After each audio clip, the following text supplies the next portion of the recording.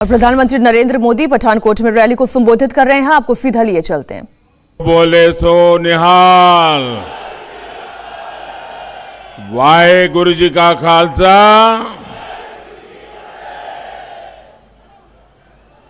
वाहे गुरु जी की फतेह के इस उद्घोष को लेकर हम ये फतेह रैली कर रहे हैं।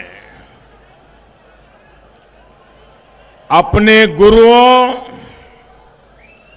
अपने संतों की वाणी पर चलकर ही हम 21वीं सदी का नवा पंजाब बनाएंगे।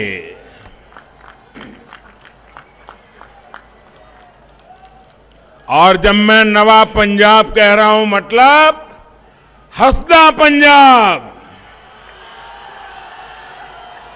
वसदा पंजाब, नचदा पंजाब, चढ़दा पंजाब,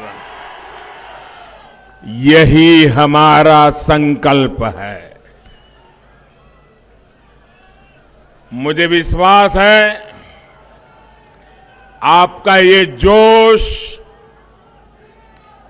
ये हौसला 20 तारीख को नवा पंजाब के लिए बीजेपी और एनडीए की जीत सुनिश्चित कर देगा।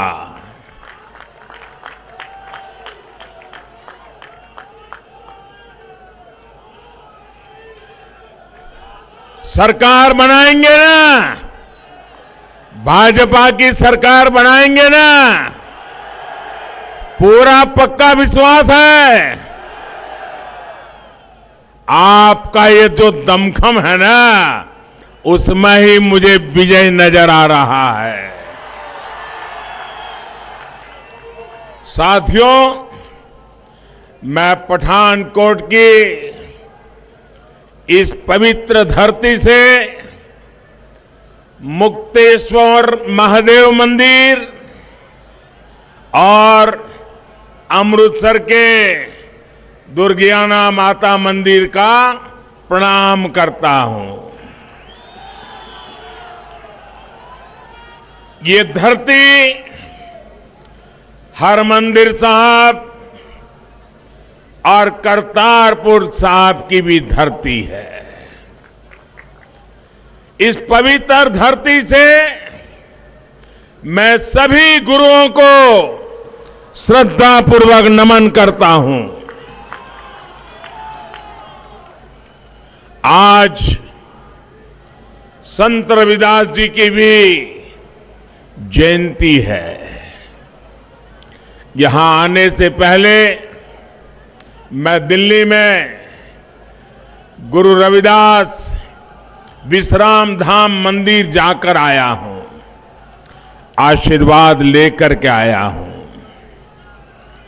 पंजाब से भी बड़ी संख्या में हमारे साथी लाखों श्रद्धालु उनकी जन्मस्थली बनारस गए हुए हैं।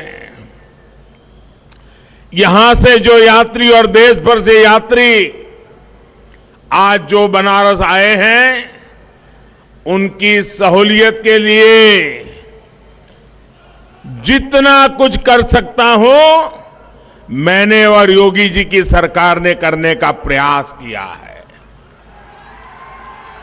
यहां के मेरे सभी साथियों की सहूलियत के लिए रेलवे ने 2 विशेष ट्रेन भी चलाई है। और बनारस के सांसद के नाते ये मेरी जिम्मेवारी बनती है कि जब आप मेरे मेहमान बने हो तो मुझसे हो सके उतना श्रद्धालुओं की सेवा करो, बनारस में उनको कोई तकलीफ न हो, उनकी जरूरी सुविधाएं मिले।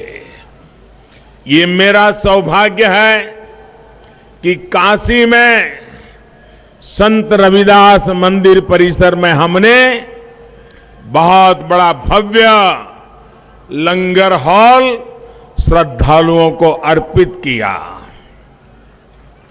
मैं आप सभी को और बनारस गए श्रद्धालुओं को भी संत रविदास जयंती की अनेक अनेक शुभकामनाएं देता हूं।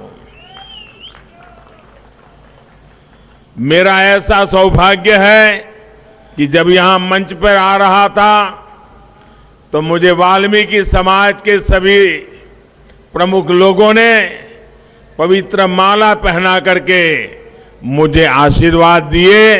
मैं वाल्मीकि समाज के भी सभी संतों का हृदय से प्रणाम करता हूं। आज मेरा यह भी सौभाग्य रहा कि कबीर परंपरा के अनुयायी भी आज यहां आकर के मुझे आशीर्वाद दे रहे थे। ये भी मेरा बड़ा सौभाग्य है। और मंच पर आते ही संत शिरोमणि पूज्य रविदास जी के चरणों में यहां भी मुझे माथा टेकने का मौका मिल गया। साथियों, संत रविदास जी का एक दोहा है और ध्यान से सुनिए।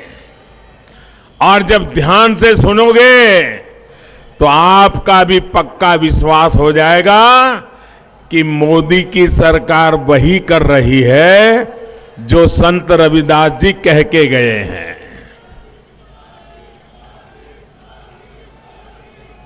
संत रविदास जी ने अपने दोहे में क्या कहा है और उन्होंने ऐसा चाहो, संत रविदास जी ने कहा है, ऐसा चाहूं राज में, ऐसा चाहूं राज में, मिले सबन को अन्न, छोट बड़ो सब सम बसे, छोट बड़ो सब सम बसे, रविदास रहे प्रसन्न। संत शिरोमणि पूज्य रविदास जी ने क्या कहा था? उन्होंने कहा था, मैं एक ऐसा राजा चाहता हूं। देखिए, रविदास जी ने कहा है, मैं एक ऐसा राजा चाहता हूं जिससे राज्य में सभी को अन्न मिले, हर कोई एक समान समरस होकर रहे। और जब ऐसा होगा तो स्वाभाविक रूप से रविदास जी प्रसन्न होंगे ही। ये संत रविदास जी ने कहा है। साथियों, सबका साथ सबका विकास के मंत्र, उस मंत्र को लेकर के चल रही भाजपा का आदर्श भी संत रविदास जी के शब्दों से प्रेरणा लेकर के हम आगे बढ़ते हैं। और इसलिए हमारी सरकार के लिए गरीब का कल्याण सर्वोपरि है। आप देखिए, पूरी दुनिया में एक ऐसी महामारी आई है, ऐसी महामारी आई है, 100 साल में कभी ऐसी महामारी नहीं आई और पूरी दुनिया में फैली है। लेकिन भाजपा सरकार ने संत रविदास जी की इस भावना को प्राथमिकता दी।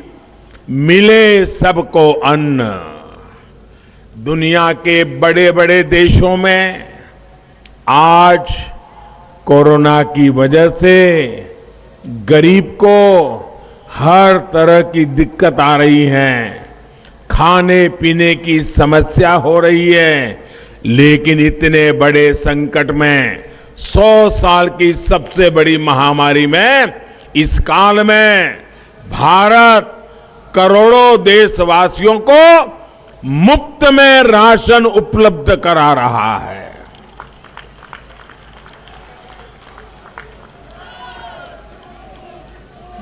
कोई भी ऐसा गरीब ना हो जिसके घर में चूल्हा न जलता हो भाई, ये काम करना मेरे लिए एक पवित्र सेवा का काम था। पंजाब के भी लाखों गरीबों को 2 साल से मुफ्त राशन मुहैया कराया जा रहा है। हमने प्रयास किया है कि महामारी के इस समय में कोई भूखा गरीब हमारे यहां गरीब भूखा न सो जाए। कोरोना की वैक्सीन भी हमारी सरकार ने मुफ्त मुहैया कराई। गांव-गांव जाकर के मेरे देशवासियों का जीवन बचाने के लिए रात दिन काम किया और दुनिया में जो नहीं कर पाए वो काम हिंदुस्तान ने करके दिखाया। करीब करीब 95% से ज्यादा लोगों को पहला डोज तो लग ही चुका है और दूसरा डोज भी करीब करीब सबको लगने की दिशा में तेज गति से काम हो रहा है। और वैक्सीन की वजह से लोगों को कोरोना से लड़ने के लिए बहुत बड़ा सुरक्षा कवच मिला है। भाइयों बहनों, आप सबने वैक्सीन लगवाई है ना? मुझे बताइए, वैक्सीन लगवाई है ना? आपको एक नए पैसे का खर्चा हुआ है क्या? आपको कोई दिक्कत हुई है क्या? मुझे बताइए, ऐसे संकट के समय ये पवित्र काम मुझे करना चाहिए था कि नहीं करना चाहिए था?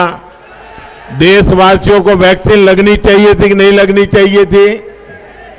भाइयों बहनों, इसी वैक्सीन की वजह से अब पंजाब में भी स्थितियां थोड़ी बहुत सामान्य होने के कारण आर्थिक गतिविधियों ने भी अपना जोर पकड़ना शुरू कर दिया है। साथियों, पठानकोट में मैं अभी देख रहा था, कई परिवारों से मैं हाथ उठा करके सबको नमस्ते कर रहा था। सारे पुराने लोगों के चेहरे आज मेरे सामने थे। एक साधारण कार्यकर्ता के रूप में कभी 2 व्हीलर पर आता था, कभी रेल के डिब्बे से यात्रा करके पहुंचता था और आपके पठानकोट आता था। कभी जम्मू से दिल्ली जाता था तो रात को ट्रेन स्टेशन पे ये पठानकोट के अनेक परिवार मेरे लिए खाना लेकर के आते थे, मुझे टिफिन का डब्बा पहुंचाते थे। ऐसा जीवन का महत्वपूर्ण समय मैंने आप लोगों के बीच में बताया है। यहां की माताएं बहनें अपने बच्चों को कहती हैं, जहां लगेगी रज तो बढ़ेगा गज। याद है ना? इस हमारे माझा इलाके में हम सुनते हैं। यानी जैसे जैसे शरीर को मिट्टी लगेगी कद भी बढ़ेगा। माझा की इस मिट्टी ने मुझे मां जैसा प्यार दिया है, मां जैसा स्नेह दिया है। लेकिन जिस तरह से मुझे और भाजपा को जरा सुनना पड़ेगा, आज आपके घर में आया हूं, बताऊं ना? कोई कड़वी बात बताऊंगा तो बुरा नहीं लगेगा ना? ऐसा नहीं, जोर से बताइए। थोड़ा कड़वी बात बताऊं तो बुरा नहीं लगेगा ना? पक्का नहीं लगेगा ना? तो बता दो, बता दो। अब देखिए, आपके बीच में मैं इतने साल रहा, आपकी रोटी खा करके मैं बढ़ा, लेकिन जिस तरह से मुझे और भाजपा को हिंदुस्तान के अनेक राज्यों में सेवा करने का अवसर मिला, वैसा अवसर मुझे पंजाब की सेवा करने का नहीं मिला है।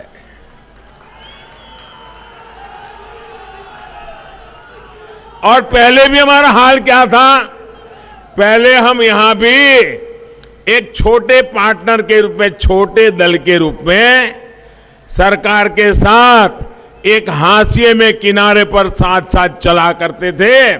पंजाब की शांति के लिए, पंजाब की एकता के लिए, पंजाब के उज्जवल भविष्य के लिए हमने हमारी पार्टी का नुकसान करके पंजाब का भला करने को प्राथमिकता दी थी।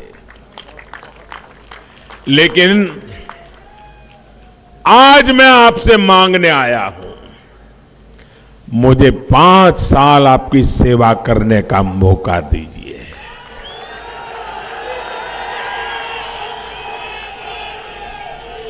मैं आपको भरोसा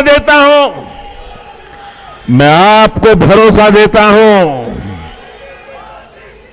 किसानी, व्यापार, इंडस्ट्री नो लाहेबंद बनाया जाएगा। गरीबां ते मजदूरां नू उन्हां दे एक दिते जाणगे। पंजाब नू महफूज ते चढ़दी कलावा बीच रखावे। साथियों, जनता जब भाजपा को मौका देती है, फिर न जनता हमारा हाथ छोड़ती है, न जनता हमारा साथ छोड़ती है, और न हम जनता की सेवा का काम छोड़ते हैं। हम इतने राज्यों को जहां जहां हमको सेवा करने का मौका मिला है, जरा देख लीजिए, विकास का जो सिलसिला भाजपा की सरकार में शुरू होता है, जनता भी ऐसा साथ देती है, ऐसा साथ देती है कि कभी विकास का काम रुकता नहीं है। एक और बात भी आपने देश भर में देखी होगी, जहां एक बार भाजपा के पैर जम जाते हैं, वहां दिल्ली में बैठकर रिमोट कंट्रोल से सरकार चलाने वाले परिवार की छुट्टी हो जाती है। मतलब जहां विकास आया,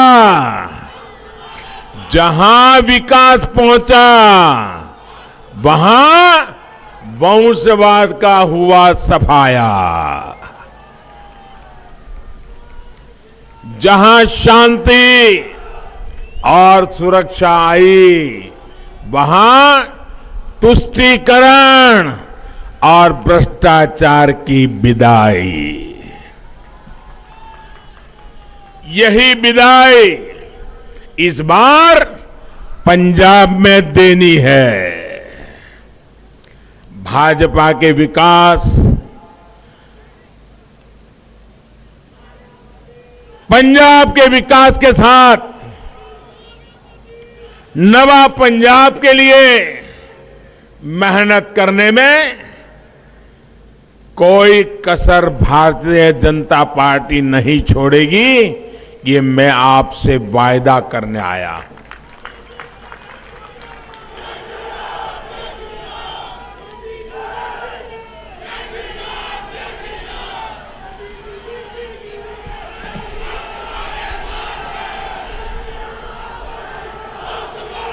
साथियों,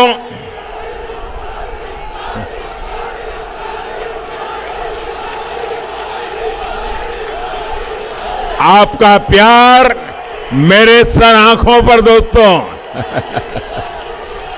आपका प्यार मेरे सर आंखों पर।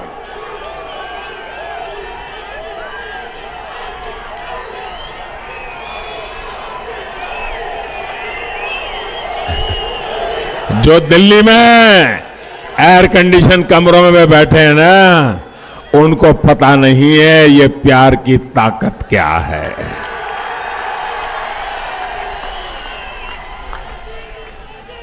पठानकोट और मांझा की ये धरती वीरों की धरती है, वीरों की धरती है। यहां घर घर से नौजवान देश की सुरक्षा के लिए सीमाओं पर सेवा दे रहे हैं। इसी मांझा से गुरुओं ने सिख धर्म को भी विस्तार दिया था, लेकिन सरकार अगर संस्कारों के खिलाफ चलने वालों की हो तो वो विरासत और पहचान दोनों को मिटाने के लिए लग जाती है। कांग्रेस ने पंजाब और देश की शान के खिलाफ क्या क्या कुकृत्य नहीं किए। इसी पठानकोट पर जब पाकिस्तानी आतंकियों ने हमला किया था, तब देश उस संवेदनशील मौके पर एकजुट था, लेकिन कांग्रेस पार्टी के नेता क्या कर रहे थे? आप मुझे बताइए, जरा आप मुझे जवाब दीजिए। इन लोगों ने सैन्य के शौर्य के खिलाफ सवाल उठाए थे कि नहीं उठाए थे? हमारी सेना पर शक किया था कि नहीं किया था? मेरी इस धरती के लालों पर शक किया था कि नहीं किया था? इन्होंने शहीदों की शहादत पर कीचड़ उछालने का पाप किया था कि नहीं किया था? और आप देखिए, पुलवामा के हमले की बरसी पर भी ये कांग्रेस के लोग अपनी पाप लीला को बंद नहीं कर पाए, बाज नहीं आ रहे हैं। वो हमारी सेना की बहादुरी को फिर से सबूत मांगने लग गए हैं। मैं वीर जवानों को और पूर्व सैनिकों का आभार व्यक्त करता हूं कि उन्होंने मुंह तोड़ जवाब देकर के कांग्रेस ने मुंह पर ताले लगा देने की कोशिश की है जी। अब आप लोग ये तय करिए, क्या पंजाब जैसे सीमावर्ती और संवेदनशील राज्य की सुरक्षा ऐसे लोगों के हाथ में हम दे सकते हैं क्या? ऐसे लोग आपको सुरक्षा दे सकते हैं क्या? ऐसे लोग आपका भला कर सकते हैं क्या? ये आपकी चिंता कभी कर सकते हैं क्या? अगर इन्हें फिर से मौका मिल गया तो ये पंजाब की सुरक्षा को खतरे में डालने से पीछे नहीं हटेंगे।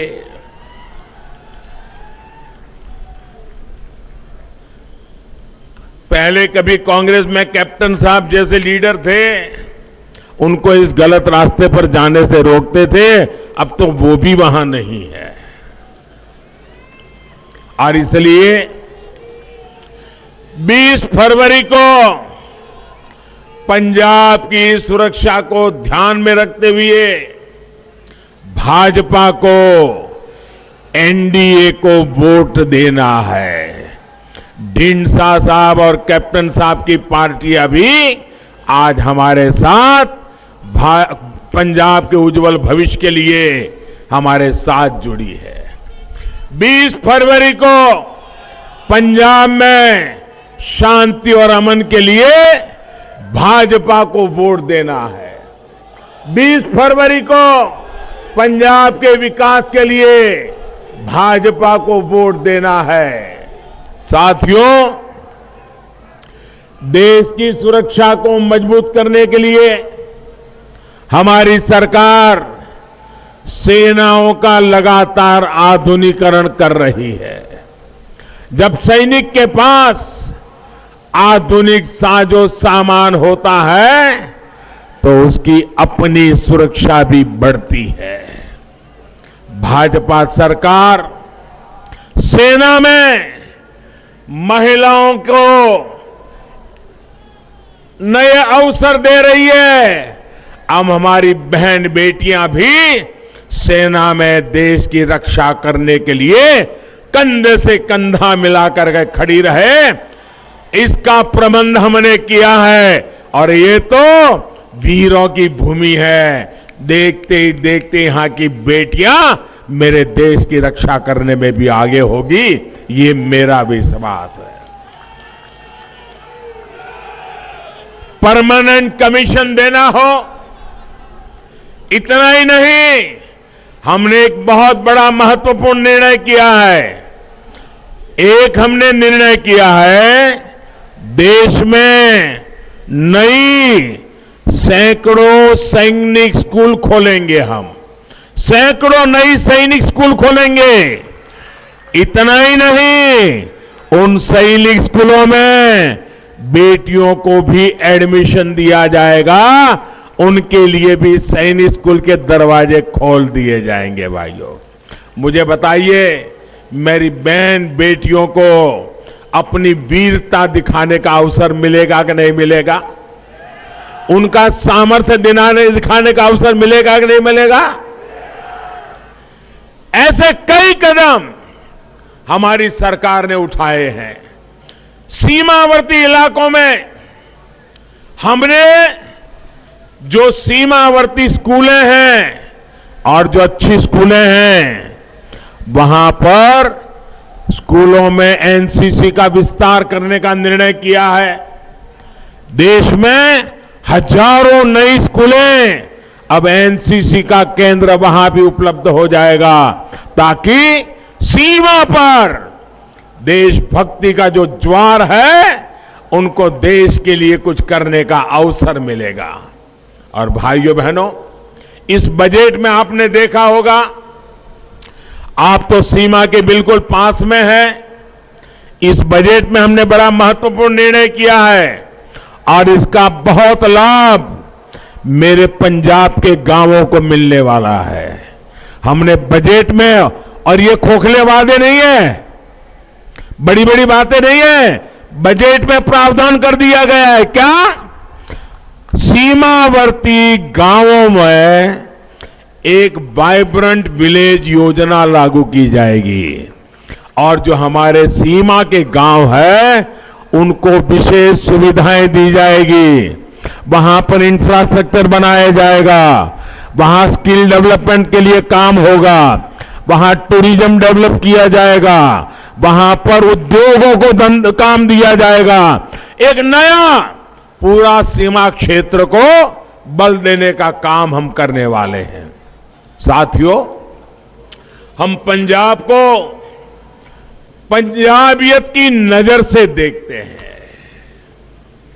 हमारे लिए पंजाबियत ये सबसे प्रमुख है। ये जो हमारे विरोधी लोग हैं ना, वो सिर्फ और सिर्फ पंजाब को सियासत के चश्मे से देखते हैं। हम पंजाबियत को गहराई से देखते हैं भाइयों, और इसलिए हमें करतारपुर साहिब कॉरिडोर के विकास का सौभाग्य मिला। मैं आज कांग्रेस सरकार के सामने कुछ गंभीर सवाल पूछना चाहता हूं और मैं पूरे पंजाब को गुरुओं के आशीर्वाद लेकर के जीने वाले हर पंजाबी को मैं कहना चाहता हूं, मैं जो सवाल पूछ रहा हूं वो सवाल आप भी पूछिए। आप मुझे बताइए, जब भारत विभाजन हुआ, नेता कौन थे भाई? कांग्रेस के थे कि नहीं थे? थे कि नहीं थे? देश के टुकड़े हुए तब कांग्रेस के लोग थे कि नहीं थे? क्या इनको इतनी समझ नहीं आई कि 6 किलोमीटर दूर सीमा से हमारे गुरु नानक देव जी की तपोभूमि, क्या विभाजन के समय वो 6 किलोमीटर और गुरु नानक देव जी की पवित्र भूमि भारत में रख सकते थे कि नहीं रख सकते थे? रख सकते थे कि नहीं रख सकते थे? रखना चाहिए था कि नहीं चाहिए था? जरा हिम्मत से बताओ, रखना चाहिए था कि नहीं रखना चाहिए था? ये पाप किया है कि नहीं किया उन्होंने? हमारी भावनाओं को कुचला है कि नहीं कुचला है? दूसरी घटना, 65 की लड़ाई हुई, भारत की सेना लाहौर में झंडा फरकाने की ताकत के साथ आगे बढ़ रही थी। बढ़ रही थी कि नहीं बढ़ रही थी? बढ़ रही थी कि नहीं बढ़ रही थी? अगर 65 की लड़ाई में थोड़ा 2 कदम आगे जाते तो गुरु नानक देव जी की तपोभूमि हमारे पास होती कि नहीं होती? होती कि नहीं होती? वो पहला मौका चूक गए विभाजन के समय, दूसरा मौका चूक गए 65 की लड़ाई में, और फिर बांग्लादेश की लड़ाई हुई। बांग्लादेश की लड़ाई हुई, 90,000 पाकिस्तान के सैनिकों ने हिंदुस्तान की सेना के सामने घुटने टेक दिए। 90,000 सैनिक हमारी कैद में थे, हिंदुस्तान की कैद में थे। अगर दिल्ली में बैठी हुई सरकार में दम होता तो उनको कह देते कि 90,000 सैनिक तुम्हें तब मिलेंगे जब हमें हमारे गुरु नानक देव की तपोभूमि वापस मिलेगी। ये काम उनको करना चाहिए था कि नहीं करना चाहिए था? 3 बार मौके मिले, उन्होंने गवा दिए। 3 बार मौके मिले, गवा दिए। भाइयों बहनों, मैंने आज लड़ाई तो थी नहीं, कूटनीतिक ताकत से कॉरिडोर बनाया और कल तक जो दूरबीन से गुरु महाराज की तपोभूमि के दर्शन करते थे, आज मेरे श्रद्धालु वहां जाकर के दर्शन कर करके आ जाते हैं। भाइयों, मुझे बताइए, ऐसे शासकों के लिए सवाल बनता है कि नहीं बनता है? ऐसे लोगों पे कोई भरोसा कर सकते हैं क्या? भाइयों बहनों, हम तो एक समर्पित लोग, हमें विरासत के भी गर्व है और विकास की जिम्मेवारी भी हमारे सामने है। हम गुरुओं के प्रकाश पर्व को पूरी आस्था से सिर्फ हिंदुस्तान में नहीं, पूरी दुनिया में मनाते हैं और भारत की इस महान विरासत की दुनिया के लोगों को पहचान करवाते हैं। लेकिन इन लोगों का इतिहास क्या है? इन लोगों के नाम पर दरबार साहब का अपमान, हिंसा और खून खराबे का कलंक दर्ज है। हम सिख दंगों के आरोपियों को सजा दिलवाते हैं, ये उन्हें अपनी पार्टी में बड़े बड़े ओहदे देते हैं। यही वो लोग हैं जिन्होंने राम मंदिर के निर्माण को रोकने के लिए पूरी ताकत लगा दी थी।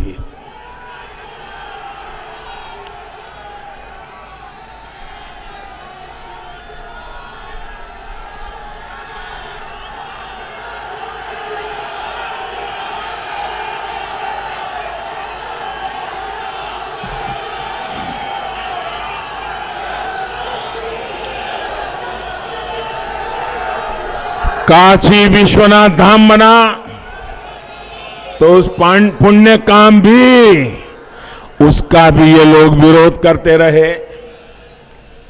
काशी विश्वनाथ मंदिर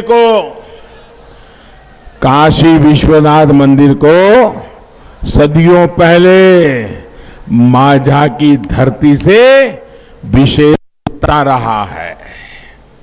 मंदिर के लिए सोना चढ़ाने का काम उस जमाने में महाराणा रणजीत सिंह जी ने ही किया था। भाइयों बहनों, हम अपनी इस विरासत को, देश की एकता, अखंडता से जोड़कर देखते हैं। इससे पर्यटन भी बढ़ता है, युवाओं को रोजगार भी मिलता है, लेकिन उन्हें देश की आस्था और विरासत से ही उनका सुनते ही उनके कान लाल हो जाते हैं, चीड़ है उनको। पंजाब के लोगों ने दशकों तक ऐसे दलों को बर्दाश्त किया, अब उन्हें इस बार भाजपा को मौका देना है। और मैं परसों जालंधर आया था, मुझे यहां से जो खबरें मिल रही है, पंजाब ने पक्का कर लिया है इस बार पक्का परिवर्तन, भाजपा की सरकार। भाइयों और बहनों, कांग्रेस पार्टी की करतूतों का साथ देने के लिए अब उन्हें पार्टनर इन क्राइम भी मिल गया है, पार्टनर इन क्राइम भी मिल गया है। आप देखिए कितनी समानता है दोनों दलों में। जब अयोध्या में राम मंदिर बनता है तो ये दोनों पार्टियां उसका विरोध करते हैं, मिलकर के विरोध करते हैं। जब भारत के जांबाज अपना शौर्य दिखाते हैं तो ये दोनों पार्टी के नेता वही बोलते हैं जो पाकिस्तान से बोला जाता है, पाकिस्तान के सूर में सूर मिलाते हैं। एक ने पंजाब के युवाओं को नशे के जाल में धकेला, दूसरी पार्टी दिल्ली के युवाओं को शराब का लती बनाने में लगी हुई है।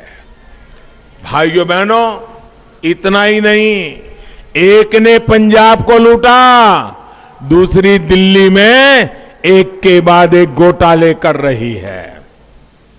ये दोनों एक ही थाली के चट्टे बट्टे होने के बावजूद अब ये दोनों पार्टियां मिलकर पंजाब में नूरा कुश्ती कर रहे हैं। नूरा कुश्ती, WWF आता है ना, हाँ, ये कर रहे हैं जी। ये आमने सामने होने का दिखावा कर रहे हैं। आप मुझे बताइए, दिल्ली में पहली बार आप पार्टी की जी सरकार बनी थी, उसको पूर्ण बहुमत नहीं था, उसको पूर्ण बहुमत नहीं था।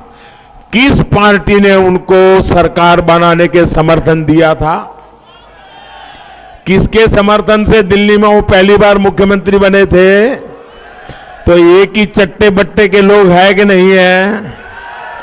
ये जेरोक्स कॉपी है कांग्रेस की,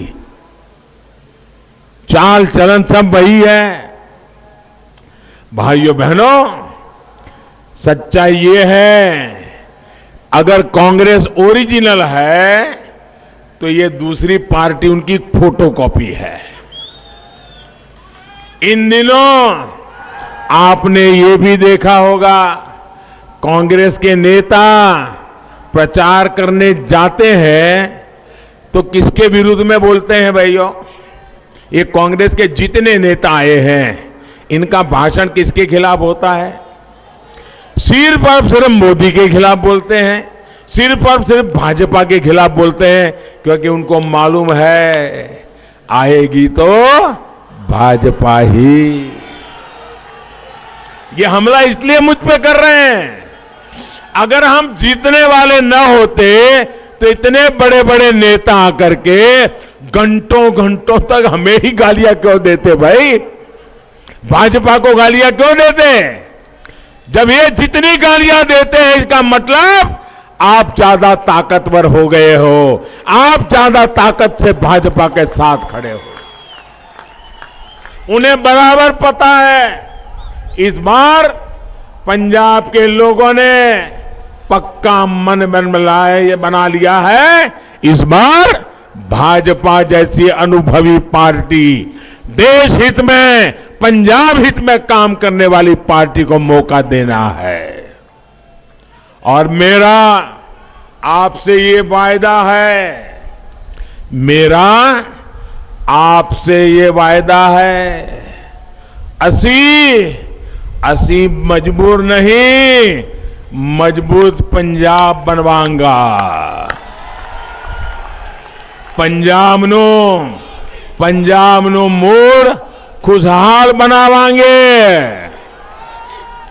साथियों, पंजाब ने हमेशा देश के विकास के लिए दिल्ली वाली सरकार के काम को देखा है। कभी पंजाब की भाइयों बहनों पहचान देश के सबसे खुशहाल सूबे के रूप में होती थी, लेकिन आज हालात कुछ और है। राज्य पर कर्ज बढ़ता जा रहा है, रोजगार के मौके हर दिन कम हो रहे हैं, युवाओं को पलायन करना पड़ रहा है, अलग अलग विभागों के कर्मचारियों को सड़कों पर उतर करके आंदोलन करने पड़ रहे हैं, अपनी छोटी छोटी मांगों को लिए उनको पुलिस के डंडे खाने पड़ रहे हैं। मांझा को तो खासकर विकास से, उद्योगों से वंचित रखा गया है। यहां केवल एक ही धंधा चल रहा है, खनन में लूट का धंधा। और अब जानते हैं कि आपके क्षेत्र को कौन लोग लूट रहे हैं। आप जानना चाहता हूं, आपसे जानना चाहता हूं, क्या इस रेत माफियाओं पर, खनन माफियाओं पर कोई कार्रवाई होती है क्या? ये सरकार कोई कदम उठाती है क्या? सरकार के मुलाजिमों को डंडा मारने के लिए तो पुलिस रखते हैं, लेकिन खनन माफियाओं को महलों में मौज मिलती है भाइयों। ये इसलिए विधायक बनते और बनवाते हैं ताकि पूरे पंजाब की मिट्टी को खोदकर अपनी तिजोरियां भर लें। ये लोग अपनी मिट्टी से विश्वासघात कर रहे हैं। ये खेल तभी रुकेगा जब ईमानदार और काम करने वाली सरकार होगी, भाजपा के नेतृत्व वाली सरकार होगी। मैं डंके की चोट पर कहता हूं,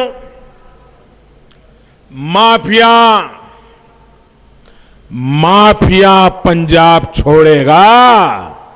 और इसलिए मैं कहता हूं, माफिया पंजाब छड़ेगा, पंजाब का नौजवान नहीं। भाइयों बहनों, अभी पंजाब में डबल इंजन की सरकार तो नहीं है, अभी केवल केंद्र सरकार का इंजन काम कर रहा है। इन परिस्थितियों में भी हमने पंजाब में नए हाईवेज बनाए, एक्सप्रेसवेज बनाने की बात हो, यहां उद्योगों को बढ़ावा देने का पूरा प्रयास हो। दिल्ली कटरा एक्सप्रेसवे पंजाब होकर के गुजर रहा है। इससे पंजाब के विकास की गति को और गति मिलेगी, लोगों को सुविधा भी मिलेगी, नए उद्योगों के लिए पंजाब में रास्ते खुलेंगे।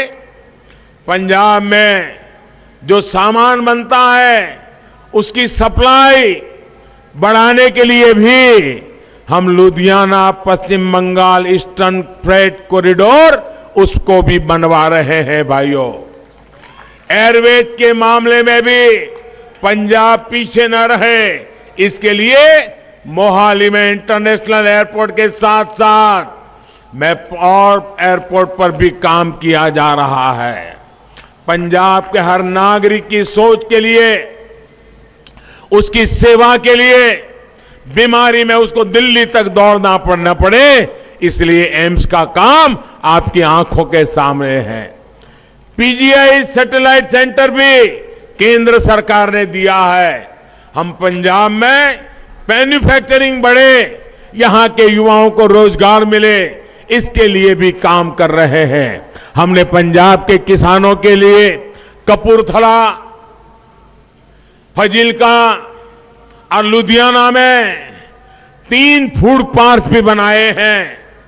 आज पंजाब के किसानों की फसल की एमएसपी पर रिकॉर्ड खरीदी हो रही है। जितना पैसा भाजपा सरकार ने सीधे पंजाब के किसानों के बैंक खातों में भेजा है, वो पहले कभी नहीं किसी ने भेजा नहीं है। भाइयों, साथियों, हमारे पास पंजाब के विकास के लिए नवा पंजाब का एक विजन है। पठानकोट जैसे बॉर्डर इलाके के विकास के लिए बॉर्डर एरिया डेवलपमेंट अथॉरिटी का गठन होगा। पंजाब के विकास के लिए इंफ्रास्ट्रक्चर पर अभूतपूर्व खर्च होगा। ये हमारे लिए केवल घोषणाएं नहीं है, ये पंजाब के लिए हमारा दृढ़ संकल्प है और हम संकल्प को प्रकल्प में बदलते हैं और प्रकल्प को हम परिवर्तन लाने का एक साधन बना करके सिद्धि तक पहुंचने वाले लोग हैं। इसलिए इस 20 फरवरी को, अब दिन ज्यादा बाकी नहीं है, 20 फरवरी को बीजेपी को, एनडीओ को मौका अवश्य दीजिएगा। इस बार पंजाब के सपनों को मौका दीजिए, नवा पंजाब को मौका दीजिए।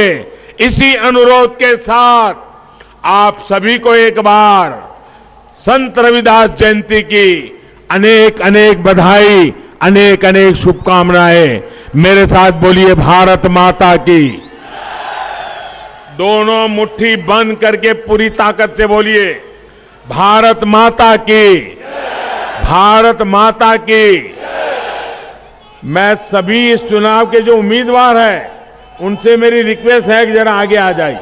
जो चुनाव लड़ रहे हैं वो आगे आ जाएं, जो उम्मीदवार है। भारत माता की, भारत माता की, भारत माता की। बहुत बहुत धन्यवाद।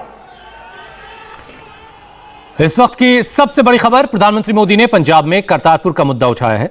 पीएम ने कहा कि कांग्रेस ने आजादी के बाद करतारपुर को लेकर 3 मौके गंवाए। बंटवारे के वक्त 1965 के बाद और 1971 में करतारपुर को भारत में क्यों शामिल नहीं किया गया। इंडिया टीवी हर वक्त हर जगह डाउनलोड करने के लिए सर्च करें India TV news Google play store या ऐप स्टोर पर।